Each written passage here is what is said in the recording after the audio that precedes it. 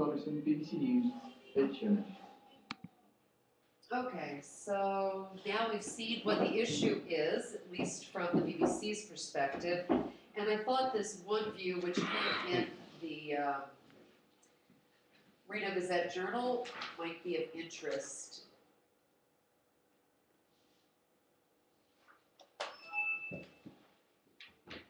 I have a cure for it.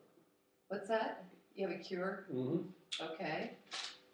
They should send all the ultra-Orthodox that want separation, and I think they should send them to Iran. Okay. You know that we All right, had so- a very similar Good idea. solution in our temple on Saturday yesterday at Kiddush time, Uh-huh. and let's separate. They said Arabs and Ultra Haredim that always live in the Middle East in one country, and we'll leave the rest of the Israelis in another country.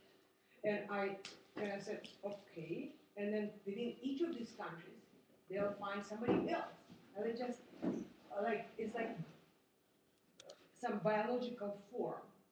You divide it immediately within each one of these entities. There will be some It's kind the of mitosis thing, right? Yeah, mitosis. That's right. I didn't know the technical word for that. But it's like it's a human nature. If we don't learn to live with each other, And accept diversity. that's the only solution that you can have. And this separation thing, it's just like it's never ending. When you have people with radical ideas, in most cases, there's no way to compromise.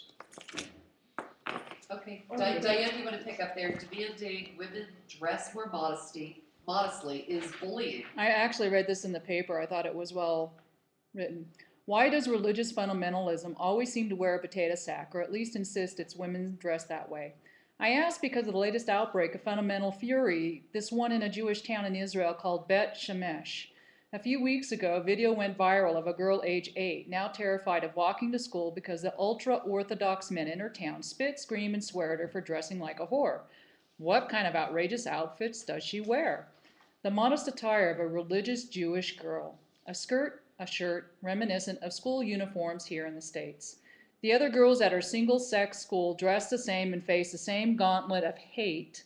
The angry men want them to wear something more modest, such as a burqa. The basic idea is too kind of a word, so let's say the basic delusion at work here is that any female whose face and form remain recognizable is dressing like a hooker, and thus deserves to be harassed and humiliated. This sounds so much like the thinking among the Muslim religious fanatics in Iran and Afghanistan and Saudi Arabia, not to mention the whole Taliban thing, that I wondered, why do ultra-Orthodox sects of different religion all seem so obsessed with modesty? Basically demanding that women dress more and more modestly is a form of bullying. In Candace Talmud, Dallas-based author of the Greenstone of Healing series of novels, which explores a corrosive theocracy, society still has ambivalent feelings about women's roles, so it's a great place to start making demands. Talmud said, and when those demands are met, the leaders feel emboldened to make further demands because now they have track record of success.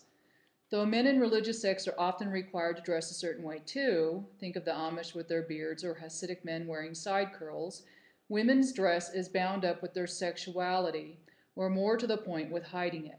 This could be because when religious men react to women in a way they believe is wrong, they are ashamed. To remove their shame, they remove or at least disguise the catalyst, women's bodies. But that's not the end of it. Once they learn to see through the wrappings, they might demand even more coverings and more. Pretty soon they're calling a third grader in a skirt a whore. That kind of outlook seems completely crazy until you consider that perhaps the provocateurs relish the scorn of the general public.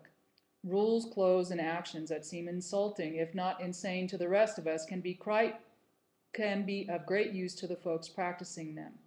Shocking behaviors designed in some ways to get other people's backs up, said Eric Kaufman, a professor of politics at the University of London and the author of Shall the Religious Inherit the Earth?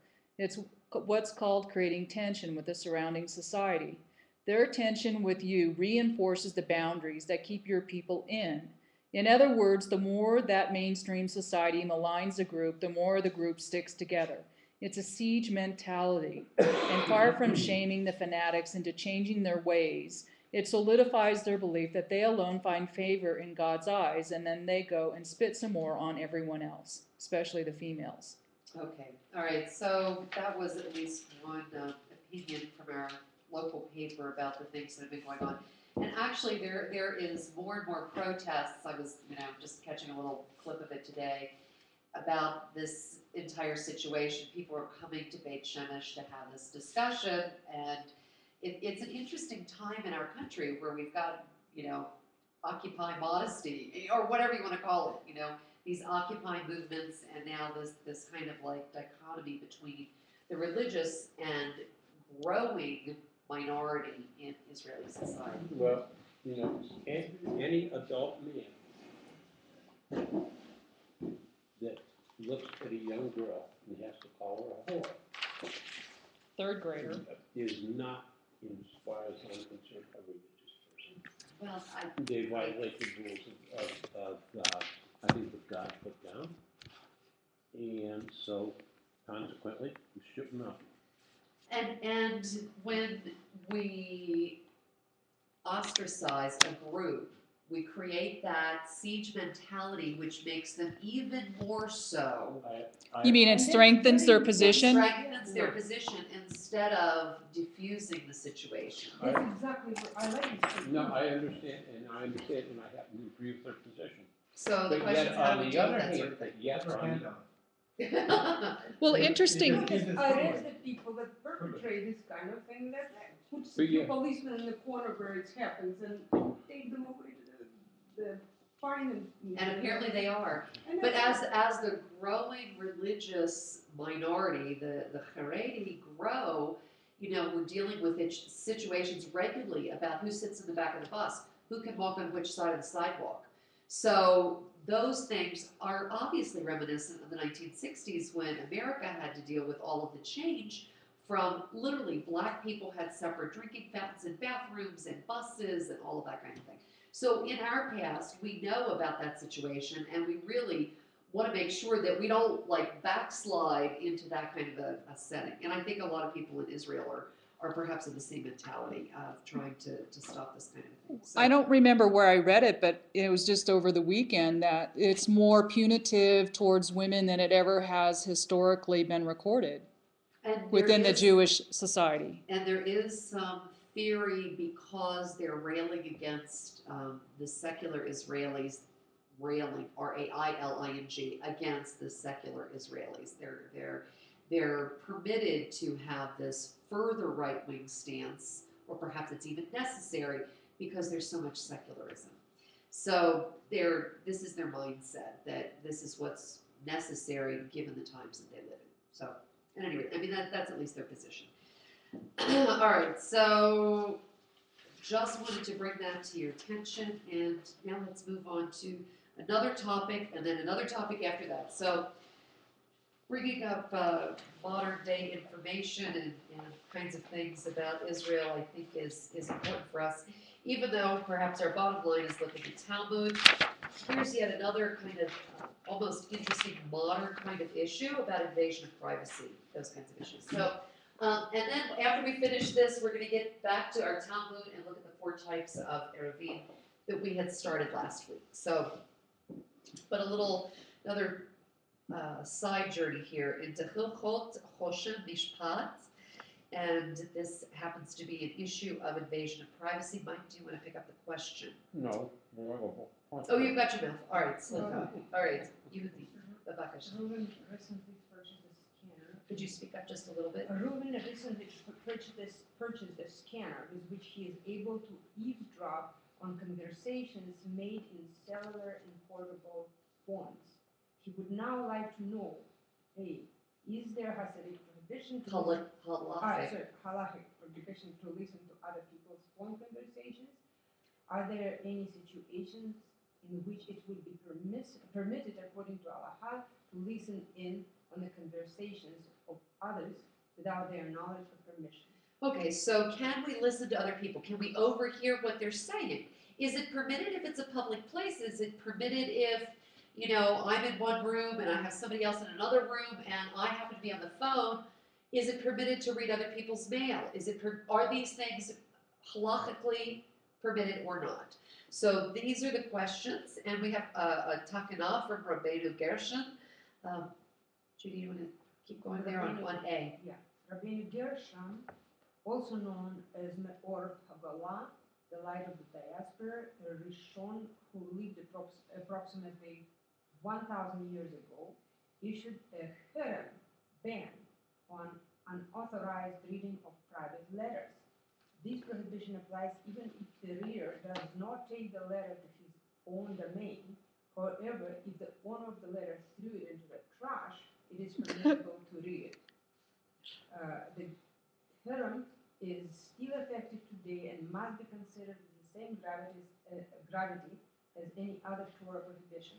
It was embraced and accepted at the time that it was issued by all Jewish communities throughout the world. There was no time limitation placed on this ban. Okay, so Rabbeinu Gershon is very famous. I don't know if you remember his most famous takana, but his most famous takana was one man, one woman. That was his takana, okay? So he issued a number of them. This happened to be another one. He was a Rishon, very respected, and this unauthorized reading of letters. So it's similar to American law when we have Fourth Amendment search and seizure issues. So can the police come to my house, open the door, and, you know, search? No, unless. Hot pursuit. Okay, hot pursuit. What else? Then we have the warrant. Search warrant. So those Now, make. but some of that's gone with the Terrorist well, I forget the name of the act, because some of those protections disappeared. I'm not going to debate the nuances of what the Supreme Court is currently doing with Fourth Amendment, but I'm just going to say, in general, according to the Fourth Amendment, and which applies in this similar kind of situation, police cannot come and arrest or do other things unless they're in hot pursuit or whatever, but can't come into my home, right? If I have garbage that I put out on the street, can they That search is it? technically, the police can, but it's technically protected by law. Dumpster diving is not necessarily legal. You Okay. can't just come down the street and pick up my recyclables because that belongs to the waste company. Because it's in a particular bin, right? Right. So if I have a letter that's my private information and I put it into the trash and my trash is in my house, okay, according to Halachah, You can do that because it's in the somebody would trash. say, oh, it's in the trash. Actually, in American law, it has to be like sort of in a outside, you know, kind of situation Is for it- the FBI to get to. Is that legal for it to be outside for them to dumpster dive? You're talking about the FBI, yes, typically. They can do Yes. anything. There's no assumption of privacy when you put it out on the curb. Assumption of privacy is really the fundamental issue in American law. So, but If it's I'm FBI, digressing, right. you know, or expanding this conversation a little bit. Essentially, the question is if I have something private, even if I'm talking out loud publicly, and I'm speaking to Tom, can you listen to me in my conversation with Tom? Assuming that my body space indicates that maybe it's, you know, a conversation that is just for his ears. Well, Is it halakhically permitted? you know. You don't want to answer. Yeah, I have a whole lot of feelings about it, because in some cases it's a bunch of baloney. Because we don't mind, it's okay for me to listen on your conversation if you're going to do something to destroy the world or destroy where I live, and I want to, because our government does that all the time.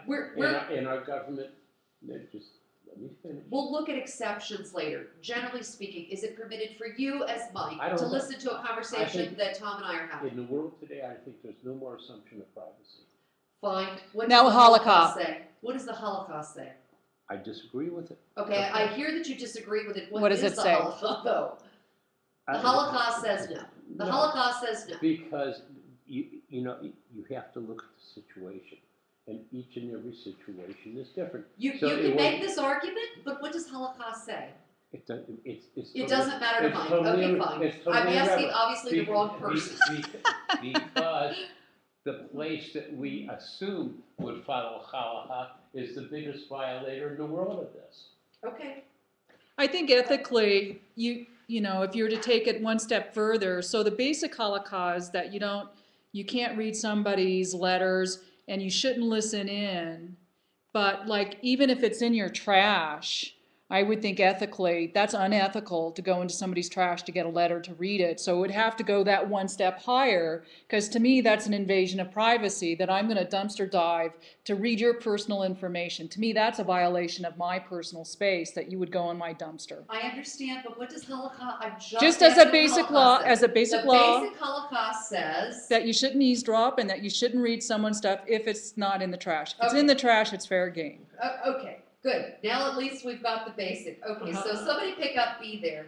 Who's Including next? this ban is looking on any information that a person prefers remain private, e.g. looking at private documents, health or legal records or credit records. The prohibition applies even if the person is looking at these items does not plan or acting on the information that it sees, but merely curious or interested in finding out what other people think and write about him. So curiosity is not an acceptable motivator. You know, just because I want to know what you think, it doesn't mean that you can eavesdrop. You know, it's specifically prohibited, so it's not allowed. So C, do you want to pick up? It seems logical that today this harem would include intentional eavesdropping on private telephone conversations. It would be forbidden even if none of the parties talking will be damaged by the fact that someone else was aware of their conversation.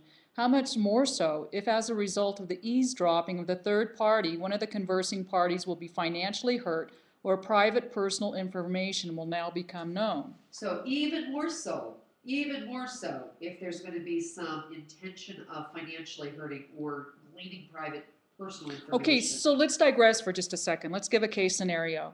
You and Tom are having a conversation, and I obviously can tell that you don't want this information shared, but for whatever reasons you're having it where you are, and here I am. I would be morally obligated to move away from the conversation to give you that space you needed to complete it. Pretty much. Yes, but people also have to be morally obligated to not have a conversation of that importance where other people can hear that. I can hear this on both sides of Can- the story. Who's you know, more right or less right? Can- On both sides. Yeah. Well, if I were to take it one step further, I can't control what other people do, but if I just look at my own behavior and how I should act ethically, then I should say, well, whether they're right or wrong, I know better. I'm going to remove myself because I know for me to be a better person, irregardless of whatever's going on with them, I need to remove myself. Because that's all I got to work with. Of course, And of course. when we correct, play stuff on electronic media today, there's no expectations of privacy. well, I would disagree with that. I would say that there's certainly expectations of privacy, although in our current environment, things are certainly more transparent.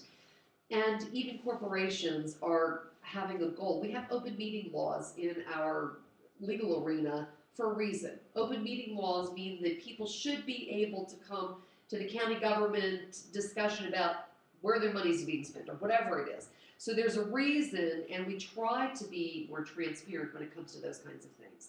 But in the scenario that Diane's talking about, I'll concur that perhaps Tom and I should not be having this conversation where we're in earshot of other people. However, she's also under obligation at that point to remove herself, as we are, in the same way of not placing a stumbling block before the blind, of not leaving something out that's valuable when you know someone has a proclivity to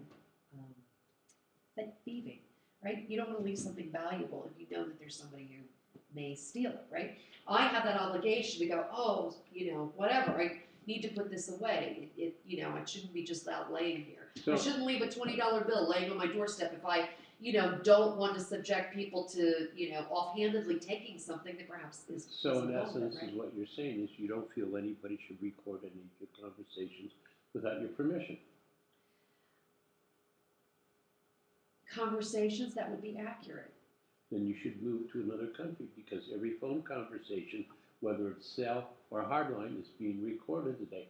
Anything that you send online is being recorded by the government. And our government is not subject to halachic bounds, right? Well, So our government should be a just government, but it doesn't mean that it's going to be, It's it's not- going to impose it's halakha not on itself. necessarily a just government. So if we keep it in the Jewish realm, then we're looking at what our expectations are within a Jewish society. But that's not true. Arguably. Because the biggest listener of other countries and one of the biggest countries goes out there and finds out what other countries are doing is Israel. Well, let's look at some of the exceptions, okay? We haven't got to that part yet. Generally speaking, we're talking about private people, we're talking about us, right? You know, we're not talking about NASA, we're not talking about, you know, other groups. The same Yes. case that Diane mentioned, does the intention count? Like you two talk about something private, she's installing here her video equipment. If she, like, basically doing what she was doing and has no intention of using your conversation one way or the other.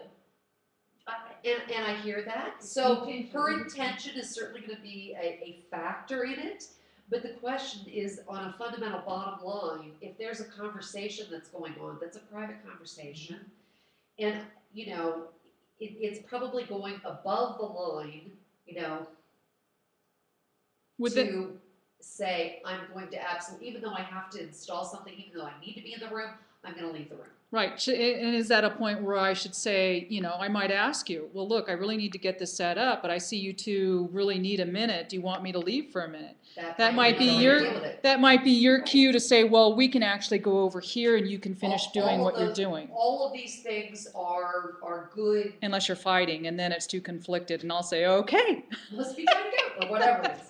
So, yeah, I mean, essentially, you know, it's the same deal when someone shows you, you know, at least in my mind, when someone shows you a private piece of information, right, and they're showing you a document, right, the important piece is up here, but yet you're kind of like glancing at the rest of the document. Mm-hmm. Oh, wow, that's very interesting too, right? Their intention was to show me the top of the document, not everything. So my mind should be very focused on this piece, not on the rest of the document, right? I should be very focused here and not on something that is otherwise private, right? And also intention of the government, by the way, whatever they're collecting, it's not in order to imprison you or me.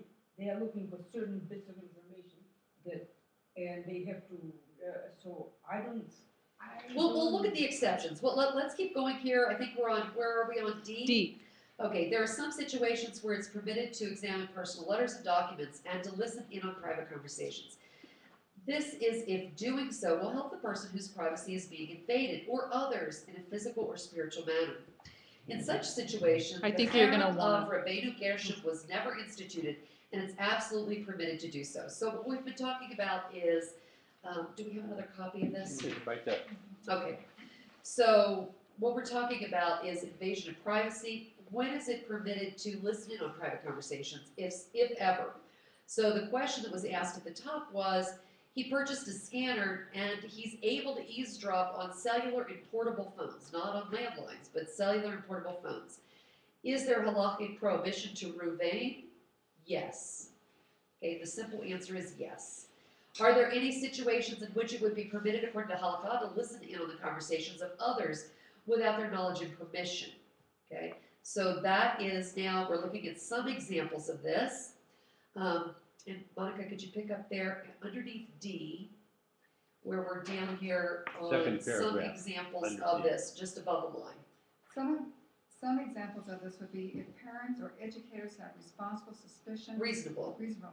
suspicion that their child or student is involved with peers that are influencing him in a harmful manner, whether physically or spiritually. Similarly, if parents or educators are concerned that a child or student has been involved in wrongdoing, they or an agent of a base din may look at his private letters or listen in on his conversations so that they may deal with the problem effectively. However, if nothing positive could possibly come from this, the parent or educator is curious to know what the child's opinion of them is.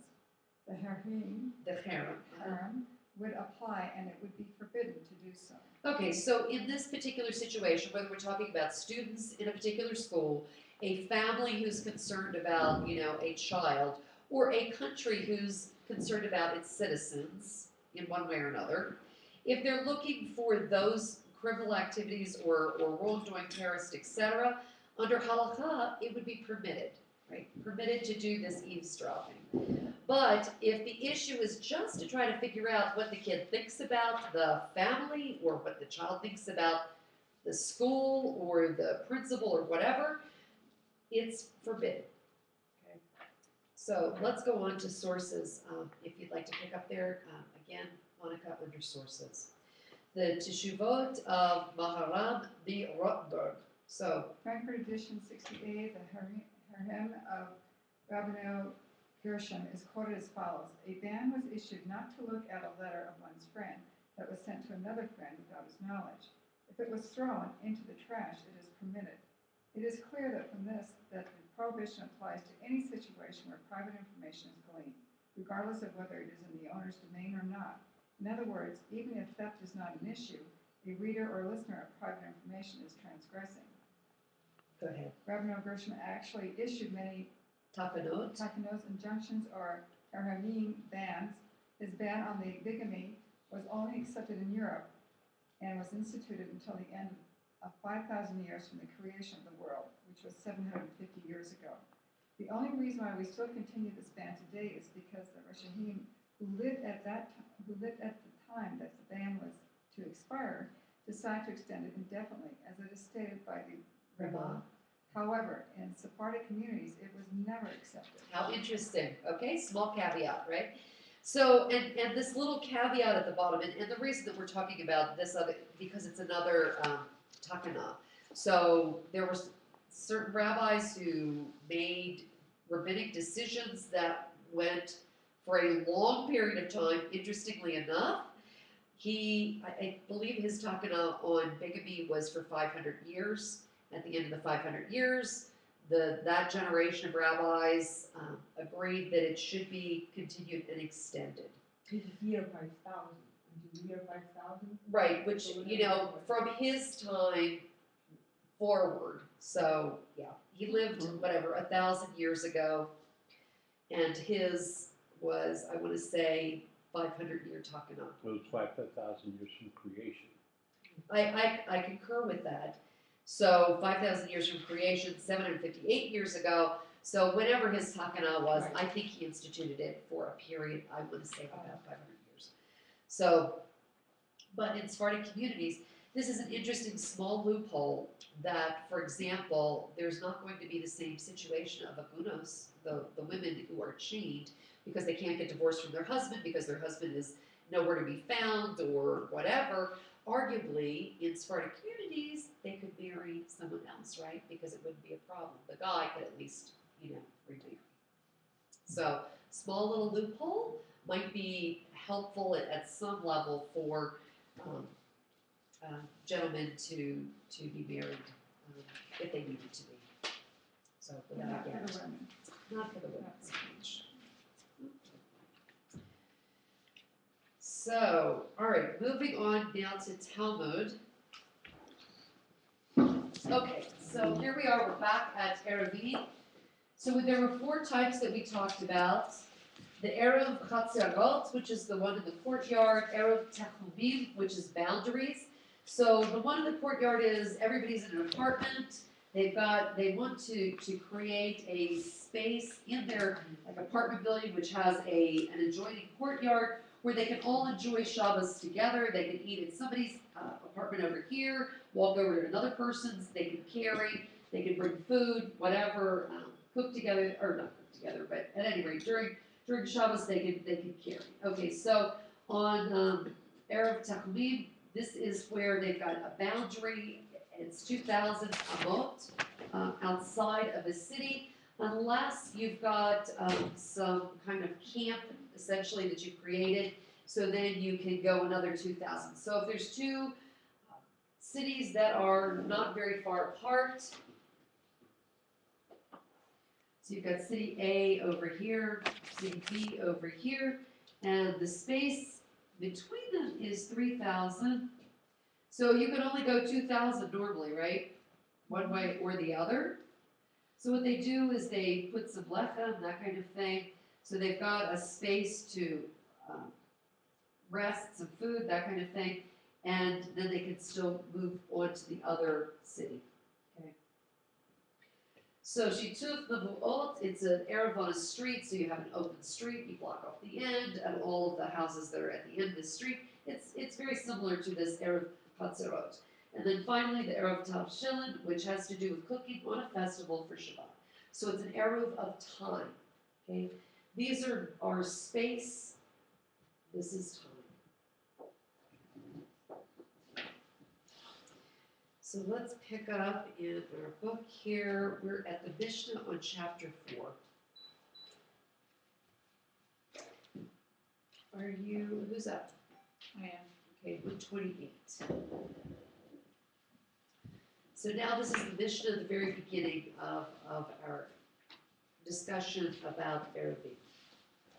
If foreigners or a malign spirit remove someone beyond his Sabbath boundary, he has only 4 cubits within which to move. If they return him as if he had never left, It is as if. it is as if he never left. Okay, so what exactly is this saying? Anybody? Well, this is saying that if an entity removes someone beyond his Sabbath boundary, so removed them beyond their The home. 2,000 cubit limit. It is as if he never left if he's put back where he came from. Right, but what about if he's beyond it? So what happens in this situation?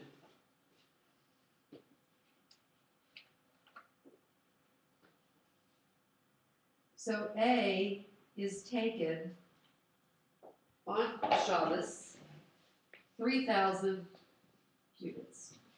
What can A do?